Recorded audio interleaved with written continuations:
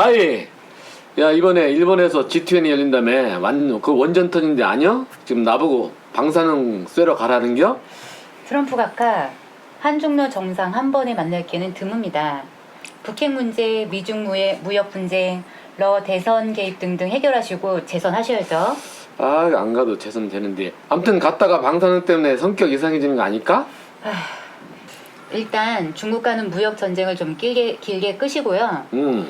강한 트럼프, 경제 이익을 바탕으로 한 미국 우선주의를 내세워서 표를 좀 끌어야죠. 중국 친구들이 조금만 버텨주다가 우리가 유리한 타이밍에 타결하는 게 좀 좋긴 좋은데. 아베가 만나자고 합니다. 뭐라고? 야, 중국은 그렇게 하면 되니까 그냥 일단 북핵 해결 위해서 저기 남한의 문프 불러봐, 문프. 일본 스쳐 지나간 다음 곧바로 DMZ 가서 김 위원장하고 문 대통령하고 같이 셋이서 좀 만나면 그림 좀 괜찮지 않겠습니까? 오케이, 봐, 이거 괜찮다. 트윗 날릴게. 자, DMZ 오라는 트윗 봤쥬?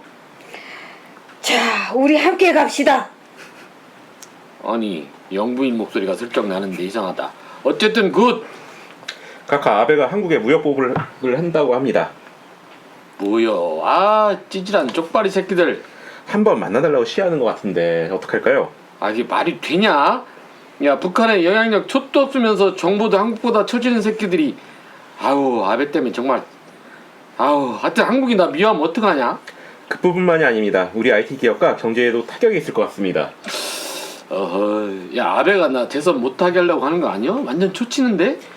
그럼 8월 초 아세안 지역안보 포럼에서 양국 외무장관을 만나서 조치하겠습니다. 오케이, 네가 책임져잉. 꽁트에서 저희가 보셨듯이 이번 G20 때 아베 패싱론 이런 게 있었죠. 아베 패싱 아마 다들 의견이 있을 텐데 우리 꽃다지님 패싱 보신 소감 뭐 한 말씀. 제가요? 한번 해주시죠. 제가요? 아니 그냥 웃겼잖아요. 웃기죠. 응? 그냥 포토존에서 그렇게 패싱 정상을 다 모아놓고 자기네가 주인공인데 정상들이 다 왔는데 전부 다 그냥 모른 척한 거잖아요. 속이 다 시원해가지고 아주 그냥. 그리고 우리 트럼프가 왔을 때도 마찬가지잖아요. 트럼프가 도착을 했는데 그분마저도 아베를 모른 척 하셨잖아요. 이분이 나 같으면 되게 무안했을 거 진짜 난 되게 가지고 나 같으면은 뭐라 그래야 되나 잠도 못 자고 막 억울해가지고 막 씩씩대고 막 그랬을 것 같은데 이런 왜 수구적인 그런 기질이 있는 사람들 같은 경우에는 창피함이 없나 봐요. 그렇지 않아요? 간신배의 기질이죠. 간신배. 그렇죠. 자유한국당하고 결이 같잖아요. 이 사람들이. 여기 뿌린 씨앗이 자유당이니까. 그래서 나는 보면서 너무 웃겼는데 이게 한국에서 먼저 이렇게 막 이렇게 트위터에서 막 난리가 난 게 아니라 그 일본 내에서 그 SNS에서 더 난리가 난 거잖아요. 아베 패싱 당했다고. 그러면서 왜 복귀 보면 작년에 왜 벙커에서 트럼프랑 만난 적 있었잖아요. 아베하고. 그 왜 골프 넘어질 때. 굴러 떨어질 때. 사실 그날 G20 그거를 만약에 개최를 한다면 솔직하게 그때 그렇게 개 박살 나고 막 이렇게 개쪽 당하고 막 이렇게 한 거잖아요. 했는데도 불구하고 그럼 트럼프 가가지고 오고 한번 해줘야 되는 거잖아요. 원래 그렇지 않아요? 근데 그런 것도 없었잖아. 너 개인적으로는 졸라 통쾌한 장면보다 너무 웃기는 게 우리 투통 야씨 아베가 악수하자는데 옆으로 싹 고개 돌려서 쌩까. 근데 봐봐 내밀... 아베가 참 나쁜 놈인 게 우리 문재인 대통령을 걔가 먼저 패싱한 거잖아요. 걔가 그런데 다른 사람들은 전부 다 문재인 대통령 하고 막 이렇게 막 친한 척하고 막 그랬잖아요. 그런 걸 보면 사람은 참 평상시에 행실이 좋아야 된다. 말씀 잘하시네. 일본 갔다 오신 거 아니죠? 아유 저 미쳤어요. G20 때? 저요 지금 현재 이거 일본 불매 운동하는 사람이에요. 지금 현재서 일본 여행 그 원래 요번 휴가 때 제가 가려고 했었는데 캔슬했어요. 저는 일본 여자친구를 손절했습니다. 믿거나 말거나. 다비치님은 G20 보시면서 어떤 느낌 또 있으신가? 나는 일단은 우리 문통님하고 트럼프 성격은 완전히 틀리다는 거. 트럼프는 자기가 원하는 것 뚜렷하게 다 내세우는데 우리 문통님께서는 인간미가 넘쳐가지고 그쵸. 거절을 못 하시잖아요. 그러니까 제가 우리 문통님을 좋아하는 거고 인간미 그게 너무 넘쳐가지고 너무 사랑스럽고 그치. 아베처럼은 절대 우리 문통님은 못 하신다는 거. 그치. 절실하게 거기서도 느껴지는 부분이잖아요. 결이 달라요. 예, 예, 결이 달라. 그러니까 뭐라 그럴까? 성격이 완전히 다른데 그러잖아요. 궁합은 맞아야 된다면 우리 문통님하고 트럼프하고도 잘 맞는 거지. 궁합이 극과 극이지만 음. 잘 화합할 수 있다는 거. 그렇게 느껴져요. 몰라, 그게 저는 바로- 개인적으로 네. 투통이 우리 편이니까 봐주지. 저쪽이었으면 성격 더럽다고들 했을 건데, 응? 그럴 수도 있겠죠. 그죠? 음. 다행히 우리 편이야. 그럴 수도 있겠죠. 근데 그 트럼프는 언제 또 마음이 변할지 모르는 사람이라서 잘 아시는 분이세요? 느낌상 그래. 이렇게 아. 보면 그 사람은 그 사업가 기질이 있는 사람이잖아요. 그래서 잘 변할까봐 걱정스러운 게 아니라 어떤 게 자기한테 이익이 되는지 자국에 이익이 되는지 알잖아요. 그런데 지금 현재 재선도 해야 되고 하니까 또 해야 될 거 아니야. 그러면 그 그렇지. 사람이 우리한테. 지금 내세울 수 있는 게 대한민국 여기 평화존으로 만들어주고 자기 업적이다. 그래서 그 미국 사람들도 그런 거 있잖아요. 막 그 자기네가 마치 무슨 전 세계 어떤 평화를 막 평정해주고 막 이렇게 해준다. 막 그런 이미지를 갖고 있잖아요. 자기네가 무슨 경찰 국가 이미지 뭐 이런 게 있잖아요. 그 사람들이 그렇기 때문에 트럼프로 인해서 그렇게 이제 막 걔네들도 언론 플레이 할 테니까 우리 대한민국이 조금 더 평화로 가는 한 걸음 더 이렇게 뒤더졌다라고 한다면 훨씬 더 미국 사람들한테 지지를 받겠지. 그러니까 오늘 미 의회에서 역사 사상 최초로 한반도에 종전 지지 표명을 했대잖아요. 영어 잘하시나? 외신 직접 보신 거죠? 나왔습니다. 아, 한글판이구나. 아, 신나네. 우리 알렉스님, 뭐 오늘 주제가 G20이니까 네. G20에 보신 느낌 이런 것 좀 있으면. 저는 언제나 우리 대통령님께서 네. 해외를 순방하신다든지 어디를 간다든지 할 때는 항상 그 품위와 네. 보이지 않는 그 강직함, 네. 묵직함이 그 미소 속에 다 녹아 있어서. 나타나는 것 같아요. 그러니까 아베가 뭐 악수를 한다, 뭐 하지 않았다 할지라도 그 걸어 들어가시면서 그 눈빛, 그 눈빛은 뭔가 아베한테 눈빛으로 뭔 얘기를 하는 느낌이 딱 들 정도로 뭔가 좀 생동감이 있었어요, 저한테는. 그래서 물론 지금 거기서 뭐 패싱이다 뭐다 그런 얘기들이 많이 오고 가지만은 네. 아무래도 대통령님께서는 지금 한 2단계, 3단계 앞서 가시는 분이니까 뭔가에 좀 계획이 있으셨고. 그렇죠. 그리고 또 전체적으로 이게 또 선수가 또 한 말씀 해주셔야지. 우리 남 기자님 또 아는 척 할 시간인데 큰일 났네. 딸랑딸랑. 우리 또 경제 또 전문가신 남 기자 한 말씀. 이 G20 같은 경우는 네. 사실 이슈는 북핵 문제밖에 없었어요, 사실. 그다음에 네. 나왔던 게 미중 무역 아시다시피 분쟁. 아마 미중 무역 분쟁은 아까 꽁트에 나왔듯이 아마 트럼프 대통령이 재선을 나왔을 때 가장 약간 유리한 고지에서 불리한 고지에서 아마 터트릴 문제일 겁니다. 그래서 이 두 가지가 있었고 그러다 보니까 의장국이었던 일본 자체가 외교 석상에서 약간 소외된 분위기. 그래서 그런 분위기를 많이 느끼셨죠. 네, 그러다 보니까 이번에 이제 일본 정부가 바로 1일날 판문점 그 이후에 일본 정부가 바로 이제 반도체 수출에 대한 제한, 정확하게는 일본 측 표현으로는 금수 조치가 아니라고 얘기를 했는데 단지 한국에만 유리하게 적용됐던 수출 절차가 아니라 8개 국가에 적용된 수출 절차를 원래대로 하겠다, 엄격하게 하겠다라는 발표를 하게 됩니다. 이게 가장 지금 논란이 큰 게 이제 경제 보복 뭐 이런 게 굉장히 논란이 되고 있죠. 예, 근데 그게 사실은 한국 언론과 보수 야당에서 그 한국 위기론을, 경제 위기론을 증폭시켰기 때문에 그런 거지. 사실 경제계 정바에서 봤을 때 이게 큰 이슈는 아닙니다. 사실. 아니 근데 그리고 보복이라고 하는 거 말 자체가 좀 어폐가 있는 게요. 보복은 우리가 뭔가를 잘못했을 때, 잘못한 게 있을 때 걔네 우리한테 이렇게 어떤 행위를 할 때 그걸 보복이라고 하는 건데 우린 보복한 게 아니잖아요. 이거 완전 폭력이에요. 그러니까 이게 이제 지금까지 역사적으로 처음 보는 형태의 경제 보복이죠. 왜냐하면 보통의 지금 미국과 네. 중국처럼 네. 미국이 경제 무역 수지가 너무 손해를 많이 볼 때 네. 야 니네 거 안 사 그렇죠. 이런 그렇게 하는 건데 거죠. 지금은 뭐 한 53년 동안 700조 이상 빨대 꽂았는데 아 네. 우리 거 안 팔아 이런 건 이제 처음이라는 거죠. 맞아요. 그러니까 또 일본이 뻘짓하는 거예요. 그래도 이제 문제는 네. 늘 저희가 이제 항상 초점이 문재인 정부 우리 문프에 이제 힘들 것 같다 이런 것 때문에 걱정을 하는 거죠. 근데 일본 뻘짓이라고 하는 게 뭐냐면 아까 전에 어중님이 말씀하신 게 그거잖아. 보통 니네 거 안 사 뭐 이런 거잖아요. 불매 운동하는 거잖아. 원래가 중국 같은 경우에도 그렇고 미국도 그렇고 그러잖아 서로가. 근데 얘네들 같은 경우에는 자국 기업들이 한국에다 수출하는 걸 막고 있는 거거든요.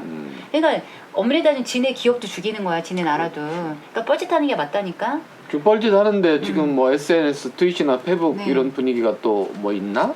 SNS? SNS에서 불매운동 지금 한국에서 사람들이 지금 불매운동 하는 하고 거? 있잖아요. 그래서 저 같은 경우에도 자발적으로 하다못해 다이소 같은 데도 안 가는 거잖아요. 다이소. 물론 이제 다이소에 보면은 뭐 지분 자체가 일본이 몇 프로, 우리가 몇 프로 이렇게 있는데 30% 일본 자금 예. 들어와 있고 근데, 한국 기업이다 예. 이렇게. 그러면 얘기하네. 그게 그러면서 그쪽 그 기업이 하는 얘기가 우리가 그러니까 이렇게 일본 그 제2대 주주가 일본이지만 일본에서 경영이나 이런 참여를 안 한다. 뭐 이런 일단 실드를 치더라고요. 근데 자본이 있고 그다음에 그 사람들이 그 배당금을 받아 간단 말이죠. 일본 기업이 아니냐고요. 그러면은 롯데그룹이나 이런 데는 일본 기업이 아닌가요? 그러면? 왜 나한테 그래? 아니, 왜 그러니까 나한테 그- 그래? 아니, 그러니까 아, 거기도 롯데도 일본이에요. 아, 그러니까. 야쿠르트도 그렇고. 그러니까 그래서 근데- 저 같은 경우도 자발적으로 다이소도 안 가고 왜냐면 다이소가 저렴하잖아요 원래가 SNS에서 보니까 일본 물건 뭐 불매부터 시작해가지고서 뭐 마트 같은 경우도 편의점. 지금 자발적으로 지금 일본 뭐 맥주. 이렇게 맥주라던가 일본 물건 안 팝니다 그러고 있잖아요. 근데 소비자들도 다 이해를 한다는 거예요. 그리고 잘한다 이렇게 칭찬을 한다는 거예요. 근데 웃긴 건 뭐냐면 일본에서 우리가 지금 이렇게 하고 있는데 일본에서 폭력을 행사하는 거잖아요. 지금 무역 폭력을 행사하고 있는 건데, 근데 그러니까 얘네들이 지금 네티즌들이 반응이 뭐냐면 그 의견이 한 두세 가지 정도가 있는데, 첫째는 작은 국가에서 불매 운동을 해봤자 비웃고 있어요. 두 번째는 일본의 기생에서 살지 말고 제발 열심히 일하세요. 그러니까 일본 덕분에 우리가 경제에 부응을 했고 지금도 일본 덕분에 우리가 잘 살고 있다 대한민국이. 그러니까 이제 그만 덕봐라 이런 식의 반응. 그리고 셋째는 제대로 한 방 먹여서 그러니까 일본의 힘을 좀 보여주자. 이런 의견들이 되게 많은 거예요 일본에서. 근데 우리나라 같은 경우에는 우리는 일본 기업 아닙니다. 막 이렇게 발을 뺀다거나 아니면은 막 이렇게 선긋기 하는 거지 그런 유통 그런 기업들이. 그러고 지금 보면 물론 우리가 구찌 큰 거 자동차 같은 경우에는 서민들이 잘 못 사. 그거는 별로 매출 구찌 큰 거라고 하셨어? 어? 아 구찌 큰 거. sorry. 이렇게 그러니까 덩어리가 좀 큰 것들을 막 이렇게 잘 못 사. 자동차 같은 경우는 그렇지 않아요. 국민들이 누구나 다 일본 차를 타는 게 아니잖아요. 그거는 사실 아직까지 매출에 아직까지 타격이 별로 없대. 하지만 유니클로 같은 경우는 17% 이상 매출이 감소했고 아사히 맥주 같은 경우도 13% 정도 매출이 감소했단 말이죠. 오케이. 어마어마한 거예요. 그러니까 그럼. 내가 볼 때는 꼭 우리가 본때를 좀 보여줘야 될 필요성이 있어요. 자존심입니다. 진짜. 여기서 잠깐 남 기자님한테 한테 좀 물어보는데 다이소 같은 경우에 이제 일본 투자금이 30%. 네. 이게 일본이기 때문에 문제가 되는 거지. 사실은 대부분의 기업의 30% 그러니까 49% 정도까지 경영권을 뺏기지 않으려고 해외 자금을 받아서 운영하는 회사들이 많잖아요. 그러니까 이게 이런 기업과 일본에서 온 일본 기업과 구별을 좀 해야 되지 않나? 그렇죠. 다이소에 판매되는 물건들은 대부분 한국 중소기업이 맞아. 만드는 물건들이기 때문에 네. 거기에 대한 불매 운동은 조금 어깨가 있죠. 그러면은 마트도 그럼 가지 말아야 된다고 하는데 마트 뭐 그러니까 편의점 같은 마트라는 편의점 같은 데도 가지 말자고 하는데 거기에 있는 물건들도 다 일본 제품 아니에요. 그렇죠. 그렇기 때문에 사람들이 일단 하지 말자고 하는 거지. 뭐 예를 들어서 그 아성이라는 그 기업 자체를 뭐 그 사장을 미워해서 사람들이 그런 거는 아니잖아요. 그렇기 때문에 저는 자발적으로 이렇게 하는 거를 보면서 좀 뜨거워. 우리가 뭐 몇 프로 안 된다고 하지만 인구수로 대비했을 때 10%, 17%, 뭐 13% 작은 숫자 아니라고 보거든요. 결코. 그렇기 때문에 본때를 보여주는 행동은 좀 필요하다고 생각을 해요. 오케이. 자, 여행 관련해서 한 말씀. 우리 다비치님. 여행 요즘 뭐 방사능 뭐 이런 것 때문에 잘 안 간다고 하죠. 여행 관련해서 지금 돌아가는 거 어떻게 보고 계십니까? 특히 지금 방사능 때문에 후쿠시마 쪽 네. 그쪽에 먼저 그랬잖아요. 네. 아, 시진핑한테 방사능 쌀을 먹였다고. 그래. 미친 거지. 그러니까 어떻게 내 나라에 온 손님한테 그래. 그런데 그걸 우리도 어떻게 여행을 갈 거며 맞아. 지금 여름 휴가 때 계획했던 사람들이 일본 여행들을 거의 90%가 취소했다고 많이 그러더라고요. 그랬네. 쌤통이다. 그러니까 이제 그게 있잖아요. 수수료가 있잖아요. 네, 그거 수수료를 물고도. 물고서라도 취소했다고 그러더라고요. 그러니까. 네. 왜냐면은 후쿠시마산 같은 경우는 일본 사람들도 7명 중 1명이 못 믿겠다 이렇게 말을 하고 있어요. 일본에 연예인 한 명이 양심 고백했잖아요. 목숨 걸고선 한 거예요. 그러니까 나는 후쿠시마산 쌀을 먹고 있다고 거짓말할 자신 없다. 응? 그렇게 말했다가 일본에서 욕 바가지로 얻어먹은 거지. 근데 그래도 이 사람은 할 말은 해야 된다라고 생각하고 소신껏 말을 한 거야. 양심 선언을 한 네. 실제 이제 몸이 네. 반응하니까. 네. 그럼요. 알렉스님 뭐 일본 불매 운동이나 네. 여행 자제 뭐 이런 거 현지 뭐 관련해서 들은 이야기 있으십니까? 제가 그 어디서더라 지난번에 네. 8일인가 네. 그 사와다 가스미 마이니치 신문 그 기자가 네, 네. 그 이런 칼럼을 쓴 걸 제가 우연히 봤는데 거기에 이제 발췌된 거를 제가 보고 네.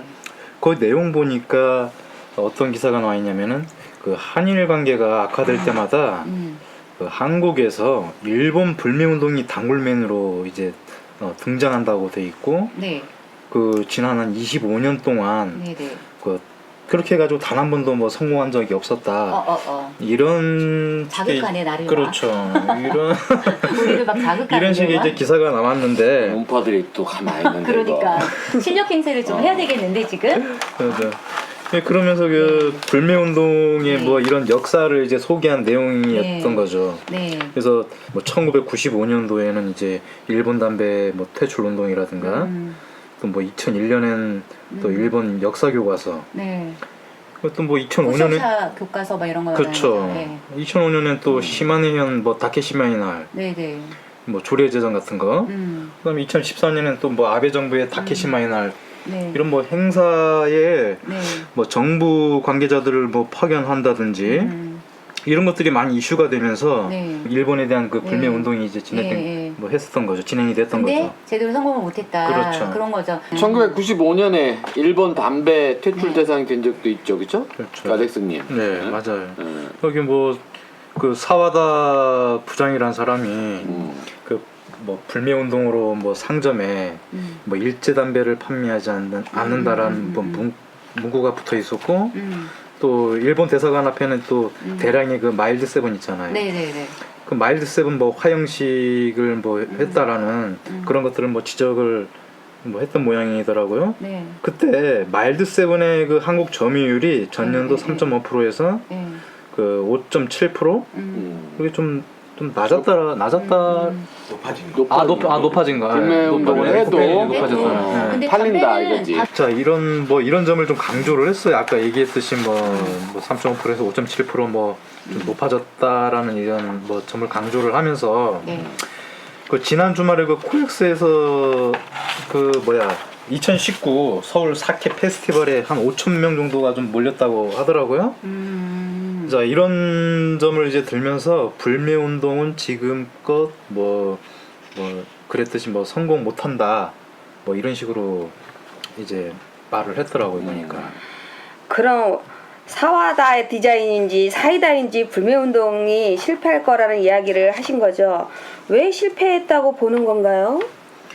일본 측에서 볼 때 한국이 이제 성숙한 시민사회가 된 거죠. 민주화 이후에 한국 사회가 이제 여러모로 성숙해져 있고 뭐 정치적 동기를 가진 일부야 뭐 뭐 누군지 아시겠고 네. 화형식, 뭐 불매운동, 성숙한 모든 집회가 그렇듯이 불매운동도 성숙한 사회에서 이제 우리 다수의 지지를 얻는 것이 어렵다라고 이렇게 보면서 실패한다고 저쪽에서 이제 보는 거죠.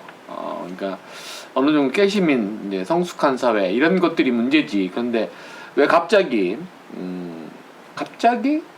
뭐 예측하시는 분도 계시지만 일본이 왜 이렇게 경제 보복에 나오는 건지 이거 근본적인 질문은 남 기자한테 한번 모른다고 하시고.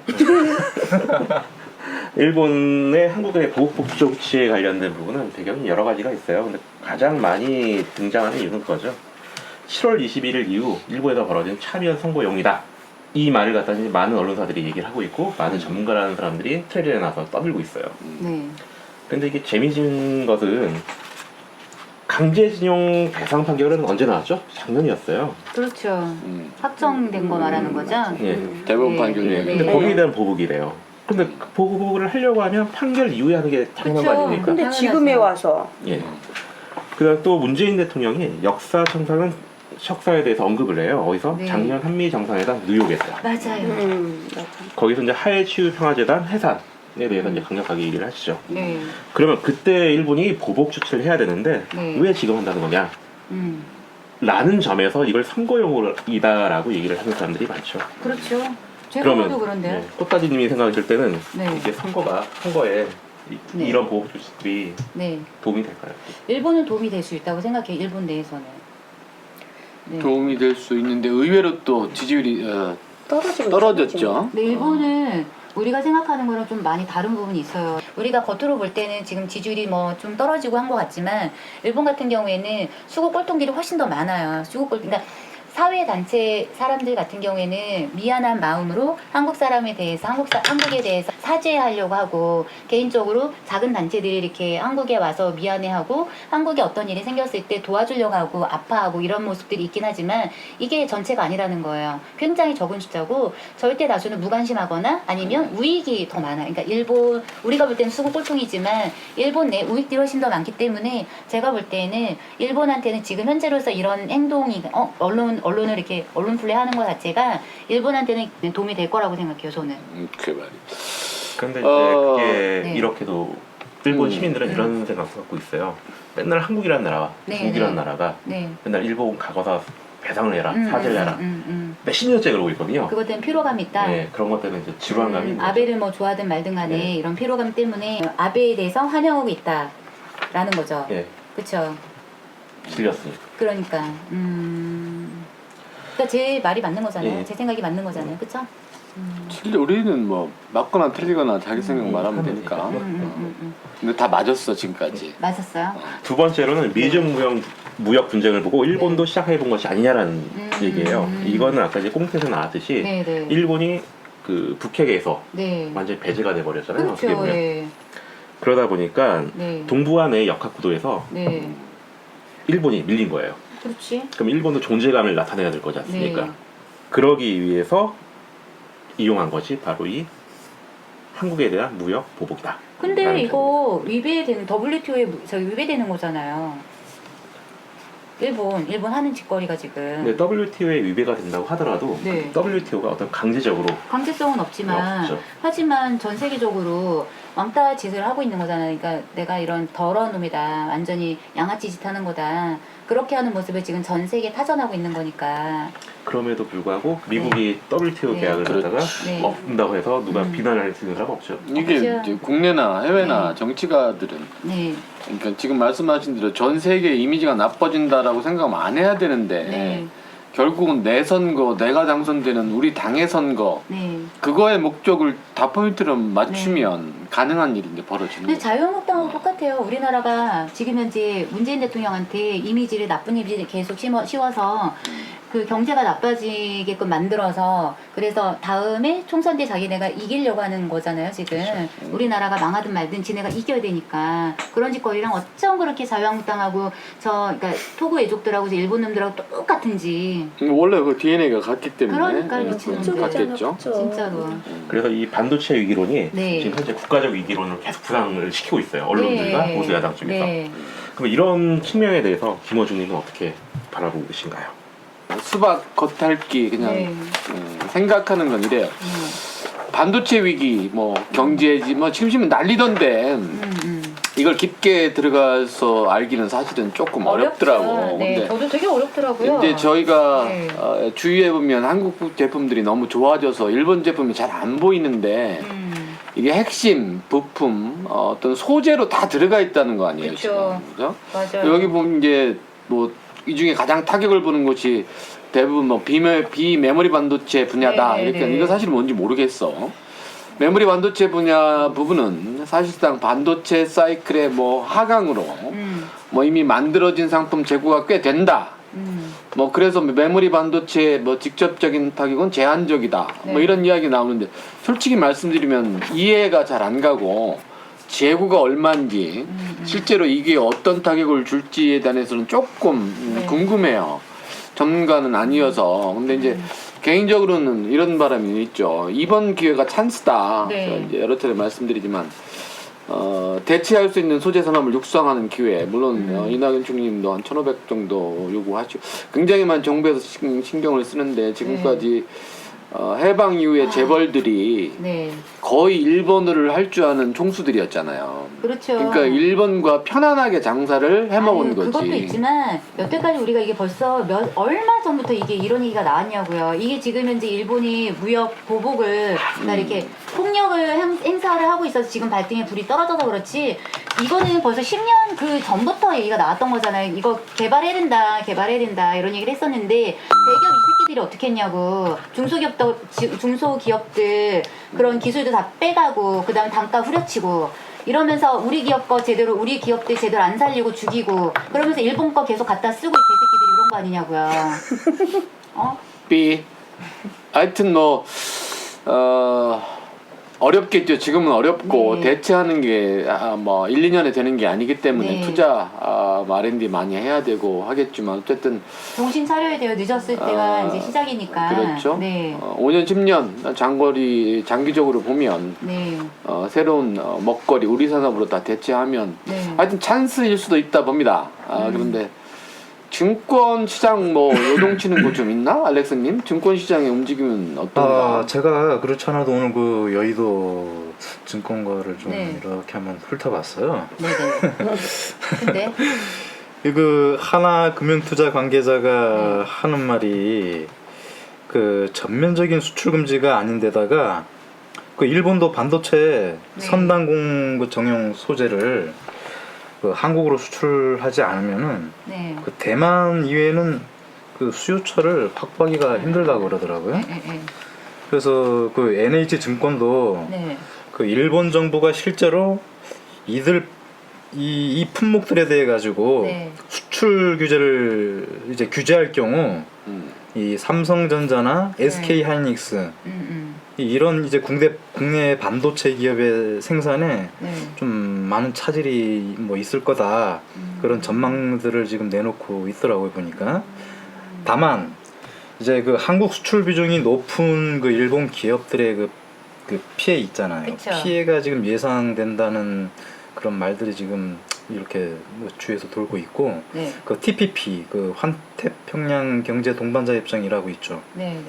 그하고 뭐 자유무역협정, 네. 자유무역협정을 그 뭐 주도하는 상황에서 통상 규정의 자의적 해석에 대한 그 부담이 그 존재한다는 그 자체가 네. 극단적 상황으로 뭐 이어질 가능성 뭐 제한적이다라고 지금 보고 있어요. 네. 그 하나 대투나 NH증권 같은 경우에는 이런 그 수출 규제가 뭐 장기적으로 뭐 이루어지지는 않을 것이다라고 지금 내다보고는 있다고 합니다. 이게 잘 와닿지는 않네. 왜냐면 우리 알렉스님 주식 갖고 계십니까? 저는 한 푼도 없습니다. 한 분도 없는데 여의도 증권가를 배회하셨나? 배회 좀 했습니다. 네. KB증권은 이제 삼성전자 그리고 뭐 SK 하이닉스, 네. 그 삼성 디스플레이, 삼성 SDI, 자 이런 데는 이제 내년부터 반도체하고 네. 그 OLED 또 뭐 전기차 분야 네. 여기에 적용되는 그 핵심 소재들이 있잖아요. 그런 소재들을 일부 국산화한다는 관점으로 지금 바라보고 있어요. 뭐 예상을 하고 있어요 현재. 남 기자님 같은 경우에는 지금 유가증권 이제 전문가신데 자 이런 상황을 어떻게 좀 보고 계십니까? 근데 이 위기론이라고 하는 본질은 사실 정말 이게 위기라고 하면 우리나라 증권시장이 이대로 안 있어요. 외환시장도 이대로 안 있고요. 이미 다 난리 불수가 났을 겁니다. 저마디로 망가진다는데 투자자가 자기 돈을 빼야지 왜 투자해서 받고 있겠습니까? 그 너무나 위기론이라는 음모론에 네. 좀 치중되어 있다고 생각을 하고요. 그리고 일각에서는 삼성전자를 타겟을 잡았다는 얘기를 하고 있어요. 근데 이거 저는 동의할 수가 없어요. 왜냐면 만약에 미중 무역 분쟁을 보시면 미국이 조종했던 것은 중국이라는 나라예요. 사실 중국이라는 나라 중에서 어디 핵심 기업인 화웨이나 일부 핵심 기업에 대해서 타겟을 뒀습니다. 그래서 그들을 갖다가 집중적으로 규제를 하고 때리고 뭐하고 하면서 중국 경제를 흔들고 있는 거지 않습니까? 만약에 우리나라 경제를 흔들려고 하면 일본 자체가 어떻게 얘기를 해야 되는 거냐면 삼성전자를 타겟을 두고 여기에 아무것도 수출하지 마라라고 얘기를 해야 되죠. 근데 단순히 이건 우리나라만이라고 한국으로 수출하는 것만을 그 제한 물건으로 품목으로 올려놨죠. 그렇지. 그 점 때문에 그게 저기잖아요. 원래는 그러니까 화이트 리스트라고. 근데 그 화이트 리스트에서 우리를 빼는 거잖아 지금. 그냥 한국만 지금. 근데 아 씨발 나쁜 새끼들. 이 측면 때문에 또 네. 재미있는 사실들이 있어요. 네. 사실 삼성전자, SK 하이닉스는 네. 이 규제상 소재를 갖다가 일본에서 찾질 않아요 이제. 어디서 찾냐면 어디서 찾아요? 동남아에 있는 일본 기업한테 찾아요. 동남아에 있는 예, 일본이 동남아에 공장을 많이 세우지 않았습니까? 예, 많죠.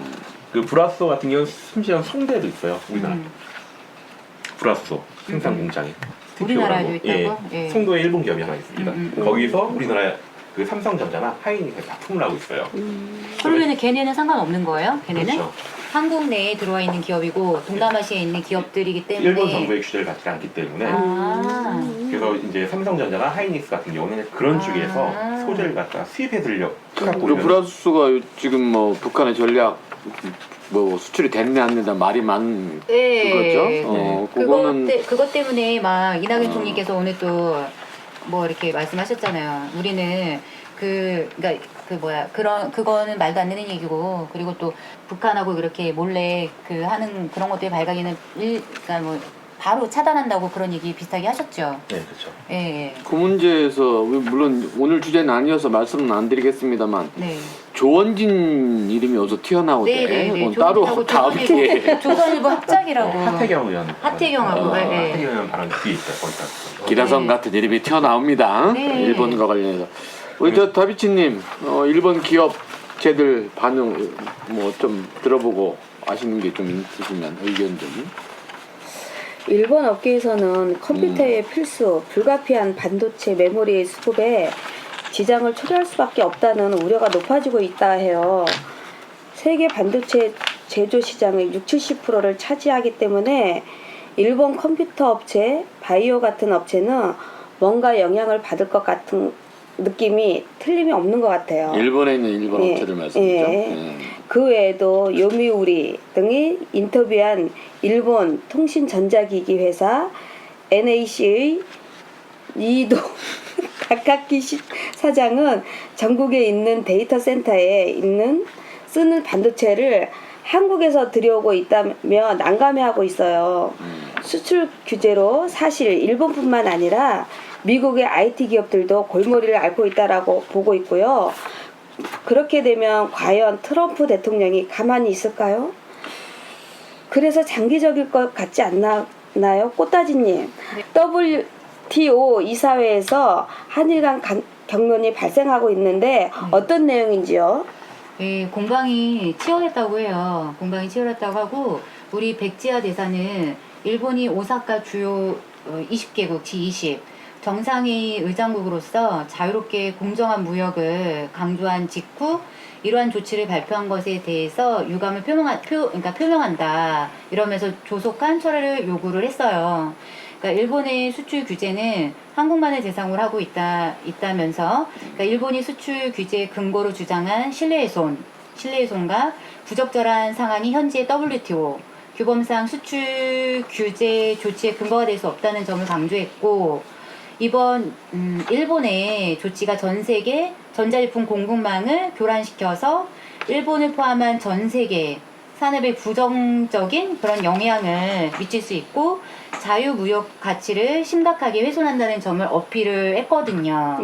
반면 이하라 일본 대사 같은 경우에는 일본 정부의 조치가 무역 금수 조치에 해당하지 않으며 일본의 안보 우려에 따른 무역 관리 재검토 차원에서 이뤄진 것이다라고 했거든요. 그러면서 원론적으로 그러니까 한국에 그동안 적용했던 간소한 절차를 원상 복구한 것이고 이런 조치가 WTO 규범에 위배되지 않는다 이렇게 막 주장을 했다는 거죠. 이게 일본 안보를 위해한다는 건데 오늘 재미난 기사가 또 나왔다면서요. 이분들 편하게 얘기할 때하고 자기네들이 뭘 준비하고 할 때하고 네. 좀 어감이 다르다, 그지? 어떻게 달라요? 졸라 어색해. 많이 어색해요. 많이 어색해요? 많이 어색한 그러니까 뭘 이렇게 꼼꼼히 챙겨 오시면 이렇게 이게 정상적이에요. 읽는 것처럼 보이는 게 좀 있구나, 그죠? 어쨌든 뭐 우리가 초짜니까 앞으로 잘할 걸로 보고 저 이제 제 의견을 말하기 전에 네. 이 앞에 이제 꽃다진이 말씀한 그 얘기 중에 자유시장 경제에 관한 얘기가 이렇게 워딩이 있잖아요. 네, 네. 근데 이게 자유한국당이나 보수들이 박근혜 503 때부터 네. 자유시장 경제가 보수의 큰 가치관인 것처럼 주장했는데 네. 자유시장 경제의 룰을 깨는 대표적인 일이 경제보복이나 인데 이거를 저쪽 새끼들이 편을 저쪽을 들어. 나 그게 너무 웃기는 지점이기도 해요. 소리가 같으니까. 그리고 또 같은 하태경. 길인데 뭐. 하태경 얘는 또 뭐야? 이거 뭡니까 이게? 북한으로 뭐 불화수소 아까 잠깐 네네네네네. 언급을 했습니다만 맞아, 밀조치란 나라는 한국이 아니라 다름 아닌 바로 일본이다. 하태경이 가끔 정신이 돌아오는 애인데 이게 이제 일본이라고 하면서 일본의 안전보장 무역정보센터에서 발표한 뭐 부정 수출 사건 개요자를 지가 공개합니다. 네. 근데 이제 하태경이가 우리 편인지 저쪽 편인지 가끔 헷갈려. 네. 여기 보면 자료를 보면 북한 핵무기 개발 네. 또 생화학 무기에 이용될 수 있는 직류, 네. 안전화 전원, 뭐 유파수 변환기, 네. 동결 건조기 이게 이제 부품들인가 본데 탱크로리까지 북한으로 이제 밀수출한 적이 있다. 그리고 여기에 또 충격적인 건 네. 일본이 수출한 전략 물자 중에 네.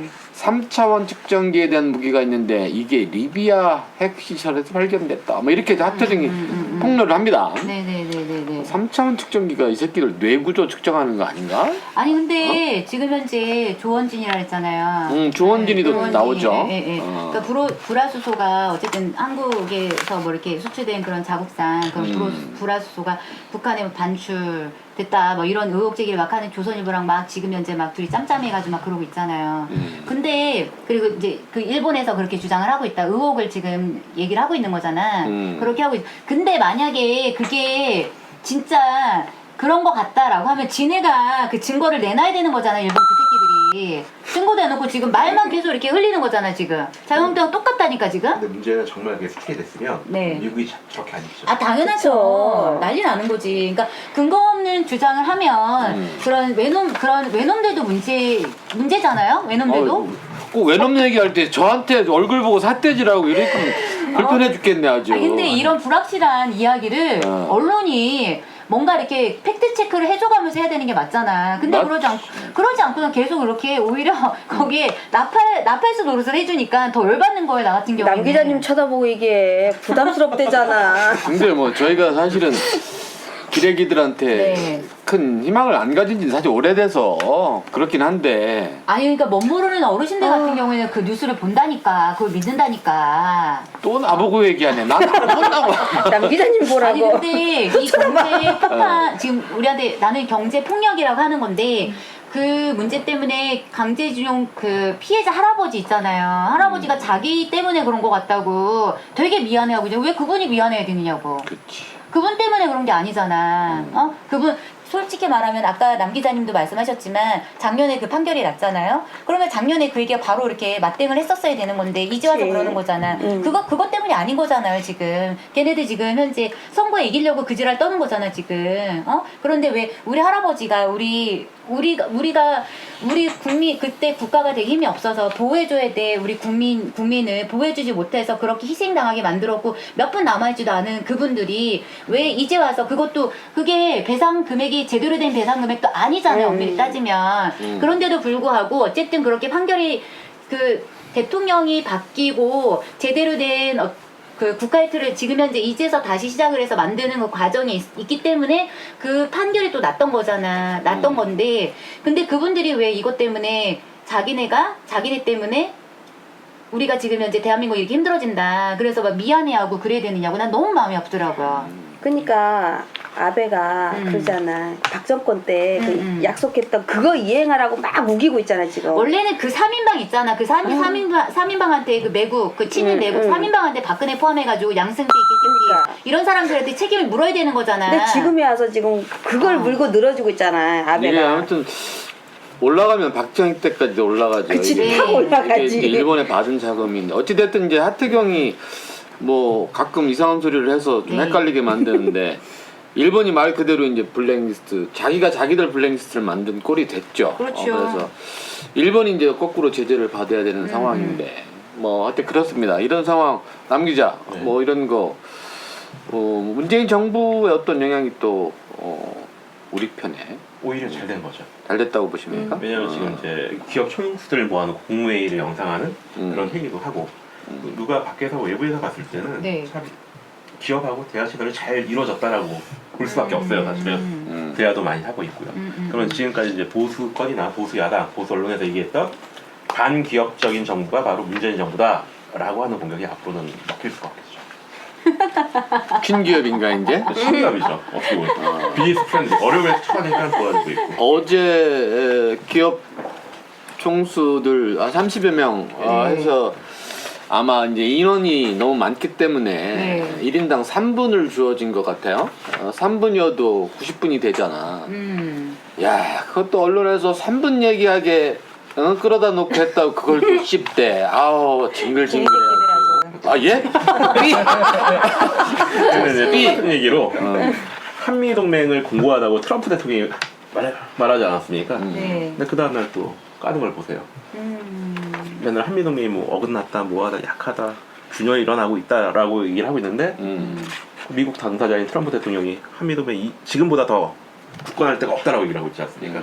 그러니까 아무도 말 못하는 거죠. 하여튼 우리나라 정부에 그런 영향이 있긴 있겠네, 그죠? 그러면 뭐 알렉스님은 뭐 우리나라 정부 뭐 돌아가는 것보다 영향이 조금 있고 견해가 좀 있으신가? 제가 생각하고 있는 이 현재 이 문제점들은 네. 가장 그냥 하나의 이 부속품이라고 저는 생각을 해요. 왜냐면은 일본의 지금 생각 자체는 제 생각에는 우리나라의 정치에 지금 개입을 해가지고 뭐 이 대통령 선거라든지 2022년인가요? 2022년 대통령 선거라든지 내년 4월 총선에 우리 집권 여당이라든지 이런데 좀 타격을 줘가지고 이제 문재인 대통령을 끌어내린다든지 이런 궁극적인 네. 목표가 담겨 있을 거라고 저는 좀 봐요, 나름대로. 또 뭐 청와대에서도 그런 얘기를 했다면서요. 그리고 저 세종대 그 일본 이름 갑자기 까먹었다. 이번에 방송에 나왔던 예. 그분도 맞아. 청와대 그 말을 꼭 고정 사실로 딱 인정을 하시더라고 보니까. 저도 그 맞아요. 방송을 네. 듣고서 네. 가슴에 딱 와닿더라고요. 와닿는 네. 워딩이 네. 대한민국의 경제를 망쳐야 정부가 네, 바뀐다. 맞아요. 정권이 그게 바뀐다. 최종 목표인 것 같아요, 일본은. 맞아요. 그거. 문재인 정권이 너무 잘하고 자기들이 맥을 쓸 수 없으니까 이 정권을 망가뜨려서. 망가뜨려가지고 자기들의 입맛에 맞는 네. 정권하고 네. 그렇죠. 아까 전에 저도 그 얘기 했었잖아요. 이게 일차적인 네. 목적이고 이거는 그냥 보여주기식 쇼밖에 안 되는 것 같아요. 이거는 보여주기 맞아요. 쇼게 이거는. 진짜로. 그 지난번에도 그 무슨 말 나왔잖아요. 그 저기 그 신일 제철 일본. 네. 예. 그 배상 뭐 1인당 1억씩 뭐 하는 거 네. 그거를 우선 꺼내놨다가 슬금슬금 뒤로 빠지면서 네. 뭐 헛소리 막 하다가 궁극적인 목표는 문재인 정권 때려잡아가지고 끌어내려가지고 경제가 맞아요. 지금 어려우니까 네. 여기에 쳐 들어와가지고 네. 아예 그냥 완전 무너뜨려 버리려 그러는 거지. 맞아요. 속셈이 네. 아주 얄팍한 이 속셈이 네. 이거 보니까 결론은 이거예요. 총선 완전히 망가뜨리고 대통령 끌어내리고 맞아요. 문재인 정권 완전 폭망으로 이제 완전히 갈라놓고 완전 지금 이제 야당의 전략, 야당이라면 제1야당을 이제 대표적으로 주자인데, 자유한국당. 예, 경제 문제를 그러니까 다른 모든 이슈에 집권당, 네. 더불어민주당, 문재인을 공격할 수 있는 건이 다 없는 거야. 없어요. 경제밖에 이제 없어요. 없는 것처럼 보이는데 실제 경제가 지금 나쁘긴 나쁜 거야. 수치를 보면 그렇게 차이가 없던데. 그 일본 사람들이 네. 50%가 네. 조선일보 저기 우리 이게 일본 아니, 한국에 있는 조선일보 일본어판을 그 본대요. 조선일보도 보고 우리나라에 있는 네. 수고 꼴통들이 하는 그 유튜브 방송 있잖아요. 그러니까 그것만 보니까 그걸 애들이 본다고 우리나라가요 하더라고요. 완전히 경제가 아주 그냥 밑바닥에서 기어다니는 걸로 알고 있는 거예요. 지금. 조선일보를 일본판을 일본 애들이 보는 건 너무 웃긴다. 왜냐면 그거는 지네 신문을 지네가 계속 보는 거 아니야. 그러니까 아니, 그거보다도 근데 우리나라에서 하는 방송 해주는 그런 유튜브 그 수 꼴통들이 하는 그 방송이 일본에서 하는 그런 수준보다 훨씬 더 뭐라 해야 되나 더 나가는 방송이라 해야 되나? 자극적이죠. 네, 훨씬 더 그렇게 하고 있어요. 훨씬 더 그러니까 옛날에 우리 왜 친일 왜곡 교과서 있잖아요. 응? 그 뭐지? 뉴라이트 교과서. 그 교과서도 후쇼사 교과서보다도 훨씬 더 많이 왜곡한 교과서라고 했었거든요. 그것처럼 이것도 되게 자극적이고 원래 거짓말해도 재밌거든. 그런 미안. 지금도 그 네. 수꼴들 유튜브 보면 네. 그 부산 어디에 네. 그 금도굴 사건 우리 문 대통령 왜 금수로라고 하는 거랑 똑같. 그거 아직도 문수로. 그거 아직도 그거 보면 뭐 조회수 엄청 나오는데 그게 언제적 얘기인데 아직도 지네끼리는 문천동인가 어디 뭐 금도굴 사건 그거 대표적인 가짜 뉴스인지 안 없어지거든요. 계속 그게 자기네끼리 돌려보는 건데 경제 문제도 그래. 이게 이제 모니터를 할수록 짜증나는 게 네. 아니 이거 어떻게 이걸 듣고 믿을까 하는데 이제 그분들은 그것만 보니까 네. 그렇죠. 아유 이런 거 보면은 그러니까 우리 문프가 만약에 대통령이 안 됐다면 지금 우리나라는 나라 북한이- 경제 얘기하는데 지금 하품도 하시고 문파 봐봐요. 생각보시죠, 지금? 진짜 그거는요 지금 그 아무래도 옛날 그 군국주의 시대로 돌아가려고 지금 옛날 군국주의 시대 때가 뭐예요? 1931년도에 그때 그 정치가 경제를 그 말이 맞죠? 정치가 경제를 이끈다. 모든 각 분야에 지금 얘네들이 지금 하려고 하는 것들은 가장 근본적인 목적은 뭐냐면은 정치가 모든 각 분야 경제 산업 분야에 들어가 가지고 정치가 장악을 한다는 게 그게 군국주의에서 나온 거잖아요. 아마 저는 얘네들이 지금 최종 목표가 지금 개헌 들어가려고 하는 것도 지금 현재 반일 감정을 막 들쑤시는 이유도 그런 문제에서 비롯되는 것 같아요. 자기들이 지금 현재 개헌하려고 하는 것도 그 군국주의의 가장 궁극적인 목적이죠. 이거를 빨리 구구 세력들이 이런 거를 빨리 해야 군대화를 시켜와가지고 지금 군대가 자위대가 지금 현재 정식적인 군대가 아니잖아요. 그렇잖아요. 자위대 하면 자꾸 음란마귀가 들어와서 19금 19금 정식 군대로 인정을 받아가지고 군대가 경제 분야를 장악을 해가지고 경제를 이끌려고 하는 그런 뭐 여러 가지가 시도를 하는 것 같다. 그렇죠. 여러 가지 것들이 있는 것 같아요. 아무리 복합적으로 막 이런 것들이 내분돼 있고 이런 것들을 막 한국 쪽에다가 반일 감정 심음으로 인해 가지고 막 들쑤셔 넣는 거죠. 그래서 한국 경제가 또 어려우니까 또 이거를 또 들쑤셔서 또 우리나라가 그렇게 생각만큼 그렇게 안 어려워요. 그래가지고 얘네들이 한국이 그래 너희들도 이번에 경제보복 한다는 식으로 해가지고 자기들의 프레임에 넘어오기를 좀 바라는 것 같아요. 보니까 맞죠? 맞죠? 프레임으로 이렇게 끌어 들어가지고 얘네들이 우리 한국이 만약에 그럴 이거를 수도 있겠죠. 낚싯밥을 딱 물었다 그러면은 한국 때문에 우리가 타격을 받는다. 한국 나쁜 놈들이다 지금. 한국 때문에 우리가 지금 이런 식일 수도 있는 거지 뭐. 저는 개인적으로 네. 이런 외교 정책을 폈으면 좋겠어요. 중국, 네. 인도네시아 그러니까 우리 문재인 대통령의 신남방 정책을 펼치고 있지 않습니까? 인도네시아하고 인도하고 어떤 네. 협력 강화, 아세안과의 협력 강화. 네. 그건 이제 하나의 노림수는 뭐냐면 그 경제 공태를 하나 만들었으면 좋겠고요.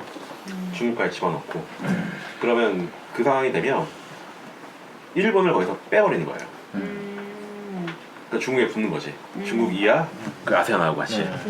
그러면 이제 문제가 생긴 쪽은 이제 미국이 문제가 생겨요.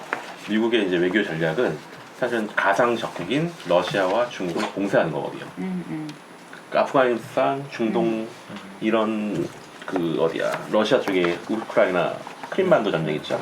거기서 전부 다 그 상대방을 편들었던 이유는 뭐냐면 그걸 이제 뭐라고 해야 되나 울타리가 그 밖으로 러시아나 중국의 세력을 확장을 못 시키게 하는 게 목적이었던 거거든요. 그러니까 우리가 그것을 이용을 해서 아까 중국하고 좀 가까워져 버리고 우리 그러면 일본이 이러면 우린 여기 붙겠다. 그래 버리면 미국은 손을 들 수밖에 없거든요. 왜냐면 동북아에서 중국을 견제할 수 있는 세력은 일본 갖고 나대거든요. 일본 다 왕따니. 얘네들이 경제법 강기자는 꼭 자기만 수준 높게 얘기하는 것 같지 않아? 짜증나. 기자잖아. 아니 근데 일본은 지진도 많이 일어나는 나라고 지금 지형이 지금 바닷속으로 가라앉고 있는 형태잖아요. 그래서 이제 자꾸 남의 영토를 탐을 내는 거야 얘네가. 그러니까 가장 만만한 게 우리 한국인가 봐. 가까우니까. 가깝고도 먼 이웃이라 그러죠. 어쨌든 뭐 그거는 오래된 역사적으로 굉장히 오래됐지. 그죠? 앞으로도 한참 후에나 가라앉을 일이기 때문에 근데 그 새끼들이 우리나라를 워낙에 전 세계에 땅을 엄청나게 사재끼고 있어가지고 근데 봐봐 우리나라는 그래도 중국에 이렇게 해가지고 삼면이 바다로 이렇게 매달려라도 있지만 일본은 완전히 바다 한가운데 땡그러니 있는 거잖아요 지금. 그러니까 삼나라 오랑캐라고 하지. 거기는 반도 국가 오랑캐라고. 우리는 반도가 아니야. 왜 우리가 반도야? 웃기지도 않아. 우리는 지금은 우리가 국경이 그렇게 돼버렸으니까 그렇게 됐지. 원래는 우린 대륙이었잖아요. 왜 우리한테 반도라고 지랄이야? 아니, 걔네들은 일부러 있잖아. 지네가 섬나라니까 있지. 남의 나라까지 업신여기려고 지네가 쪽팔리니까. 지금 얘네들이 지금 경제 보복하고 있잖아요. 경제 보복하면은 얘네들이 지금 우리나라의 수출에 의존이 뭐 한 90% 이상이 되는 것도 있잖아요. 부품 네. 소재 보니까. 네. 얘 일본 기업도 분명히 타격을 받을 거란 지금 말이야. 난리 났어요. 그쪽. 그러니까. 일본도 난리 났어 네. 지금. 그쪽 기업들도 지금 난리 났다니까. 지금 아베하고 극우 세력들만 지금 그런 쇼를 하고 있는 거야. 자기들의 나라를 네. 건설하려고. 걔네는 우리처럼 언론 지수가 우리는 지금 언론 지수가 굉장히 높아졌잖아요. 문재인 대통령 되고 나서 근데 언론이 저기랑 똑같아. 뭐 저 독재국가랑 똑같아요. 일본 같은 경우에도. 아무튼 걱정은 일은 벌어졌고 네. 과연 이게 언제 과연 일본 그 선거 때까지 가나? 그때까지는 가나? 남기 어떻게 생각해요? 어쨌든 결론은 봐야 될 거 아니야. 8월 초면 네. 정리가 되지 않겠나? 아니에요. 그렇죠? 얼마 안 남았는데. 얼마 안 남았잖아. 8월 아니고 10 언제 저기 그 무슨 보도 보니까 12번 말 올해 연말까지 간다. 장기화를 보고 있대요 아베는. 확전 가능성도 있다. 예. 그게 안 되는 게 아까 이제 콩대 잠깐 나왔듯이 8월 초에 이제 그 외상 회의에 트럼프가 이걸 해결하라고 아마 얘기를 할 거고. 트럼프가 네. 가운데 끼는구나. 네, 어쩔 수 없는 거고. 아 그래요? 그다음에 이제 외신 같은 경우는 사실은 이제 이 한일 무역 마찰에 대해서 상당히 우려를 많이 해요. 그러니까 한마디로 그러니까 아베의 희망사항인 거네요. 희망사항. 그래, 그러니까 그 아베 같은 경우에는 뭐 아무리 그렇게 지가 그렇게 이용하고 싶다고 해도 전 세계 눈치를 안 볼 수가 없는 거예요. 그치. 특히 미국한테 그렇게 트럼프한테 그렇게 아부까지 돌아가면서 저기 뭐야 아들이 흉내 내주고 대리 운전해주고 막 이런 우리 옛날에 이명박 이대리처럼 그렇게 막 알랑방구 껴도 계속 그렇게 패싱 당하는 거 봐. 그러니까 전 세계 눈치를 본단 말이죠. 지네가 이렇게 한국을 무시하는 척하지만 속으로 굉장히 무서워하는 거예요. 문재인 대통령은. 그러니까 지금 현재 나 좀 봐줘, 우리 좀 봐줘 그러는 거라니까요 지금. 하여튼 주제가 참 국가의 네. 또 큰 위기라면 위기고 네. 무거운 주제이기도 해서 네. 우리끼리 결론을 내기는 어렵지만 네. 하여튼 여러분 저는 대통령 믿어요. 물론 네. 그렇습니다. 그래서 재미가 있는 주제일 수도 있고 네. 없는 주제도 있으면 제가 우리 하여튼 대통령님 되게 믿고 있고요. 강경화 장관도 되게 잘하고 계시고요. 뭐 저기 뭐 김무성이 뻘짓하고 막 개 쇼를 하고 해도 할 말 다 하시잖아요. 우리 강경환 장관님께서. 너무 멋지지 않아요? 우리 장관님? 하여튼 마무리하기 전에 네. 우리 갤러리로 계속 뒤에서 들으셨던 우리 더블샷님의 오늘 관전평. 관전평을 마이크를 그쪽으로 돌려서 들어보겠습니다. 오늘 저희들 방송 들어보니까 어때요? 네, 잘 들었습니다. 좋은 의견 감사합니다. 어때요, 더블샷님? 말씀하셔도 되는데? 이번 기회를 통해서 우리 사회나 일상생활에서 일본 문화나 그런 여러 가지 것들이 얼마나 많이 영향을 끼쳤는지 생각을 해봤는데 하나에서 10까지 일본의 영향을 안 받은 게 없더라고요.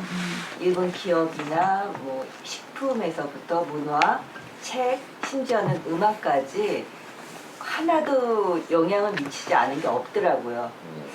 제가 새벽에 일어나서 신앙송 음악을 부르면서 여러 가지 음악을 듣는데 이거 편집해 주세요. 이거 편집이 안 됩니다. 편하게. 진짜요? 예. 편하게. 음악까지도 일본의 영향을 많이 받았더라고요. 그래서 참 많이 놀라고 저는 클릭을 하기가 싫어지더라고요. 저는 네, 그런 문화적인 부분은 서로 교류니까 뭐 주기도 하고 받기도 하는 거라 뭐 우리가 그 사람들한테 그렇게 받았다고 해서 지배를 당하는 건 아니니까 그거는 저는 괜찮은 것 같아요. 근데 그런 그게 거는. 문제가 아니라 그게 문제가 되는 게 뭐냐면 이 일본 문화가 단순히 이렇게 교류나 취미나 이렇게 순간적인 그런 즐기기 위한 게 아니라 인이 박혀 있다는 게 문제죠. 서점에 가면은 정 한가운데 가장 눈에 띄는 곳에 일본 만화가 떡하니 자리하고 있거든요. 저 이거 만화는 그래. 네, 저는 그 만화책들을 보면서 과연 지금 이런 일본 상품 불매 운동을 하고 있는 상황에서 저 일본 만화책이 없어질까? 안 없어졌어. 얼마나 많이 줄어들까 하는 생각이 들었는데 100년이 지나도 안 없어질 거예요. 그럼요, 안 없어졌어요. 어떤 더블샷님은 문화적인 또 의견이 있으시구나. 걱정을 하시는 거죠. 어쨌든 뭐 마무리를 좀 합시다. 네. 그래도 꽁트만 재밌었으면 우리 방송이 다 재밌을 것 같기도 한데. 네. 꽁트를 다시 한번. 싫어. 재미없어. 소리예요, 지금. 그거는 편집에 맡기고 마무리들 한마디씩 하죠. 저부터 말씀을 좀 드리면 굉장히 걱정이 앞서요. 걱정이 앞서는 게 네. 어찌됐든 경제라는 게 현 정부의 발목을 잡고 네.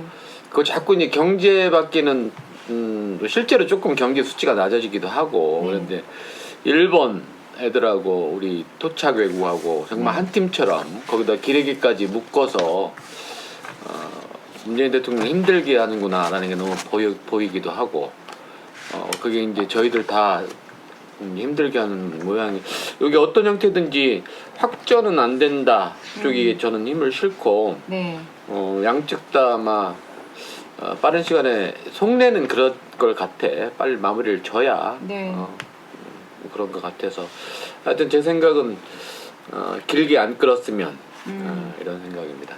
당연하죠. 길게 안 끌어야 되는 거고 그래야만 일본이 미워도 어떻게 보면은 정말 좋은 파트너로 갈 수도 있는 국가인 거잖아요. 그렇기 때문에 자기 살 깎아먹는 짓 해봐야 결국엔 자기 손해야. 그렇지 않아요? 그렇기 때문에 그렇게 얕은 수를 써서 잠깐 뭐 언발에 오줌 누기 식으로 그렇게 해봐야 득될 거 없다. 야 이놈들아 그냥 빨리 뱉기 들어. 다비치님 저도 꽃다지님하고 같은 생각인데 일단 이건 장기화는 안 갈 것 같고 금방 끝날 것 같긴 해요. 그랬으면 좋겠지. 예, 왜 그러냐면 그냥 뭔가가 액션을 취하고 싶은데 그렇죠. 어쩔 수 없이 이 칼을 휘두르는 건데 길게 갔지는 않다고 생각해요. 우리 다비치님은 미인이신데 말도 잘하셔. 알렉스님 한마디 해주시죠. 저는 막 다 얘기한 것 같은데. 그럼 다음은 넘어가겠습니다. 자, 한마디 해주셔야지 그래도. 우선 저는 일본이 저렇게 날뛴다 할지라도 아마 우리 대한민국 정부는 아마 그 프로세스를 다 지금 구비해 놨다고 저는 그렇죠. 생각을 해요. 이미 다 네. 그냥 여유 있는 것들이 많이 느껴지더라고요. 이미 다 모든 것들을 그 프로세서화 시켜놓고 지금 기다리고 있는 것 같고 아마 일본도 이제 아마 무릎 꿇을 날이 있지 않을까 조만간 두 손 뱉기 들고 통할 날이 올 것 같아요. 아무튼 이 장기화 되지 말았으면 좋겠고 어제도 어느 매체 보니까 12월 장기화가 지속된다라는 뭐 전문가 평이 있던데 양쪽 다 위험무담이. 예. 그래가지고 야 이거 이러면 안 되는데 하는 생각은 하는데 빨리 좀 끝났으면 좋을 것 같고 빨리 원만하게 해결했으면 좋을 것 같아요 지금. 자, 우리 남 기자님 저는 간단하게 됐습니다. 예. 일단 경제 위기론을 계속 사람들이 얘기하고 있는데 네. 정말 경제 위기 상황이 온다 그러면 한일 시장이 이렇지 않는다 그럼요. 사실은 유가지 네. 거쳐서 이렇지 않는다. 그렇죠. 그걸 좀 염두에 주셨으면 좋겠고 그럼요.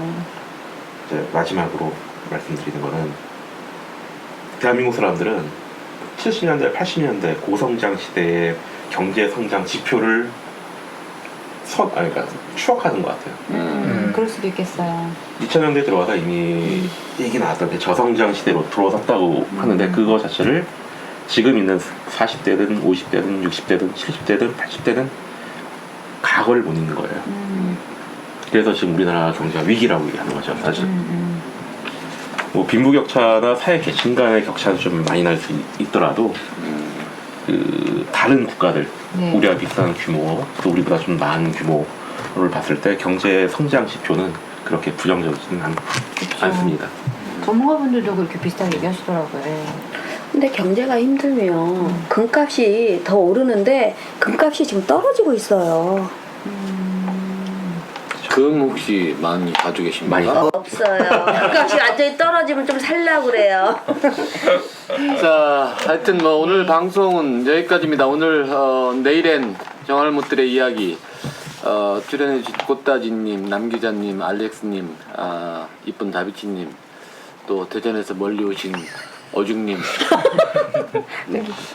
갤러리로 와주신 우리 더블샷님 모두 고맙습니다. 오늘 방송은 여기까지입니다.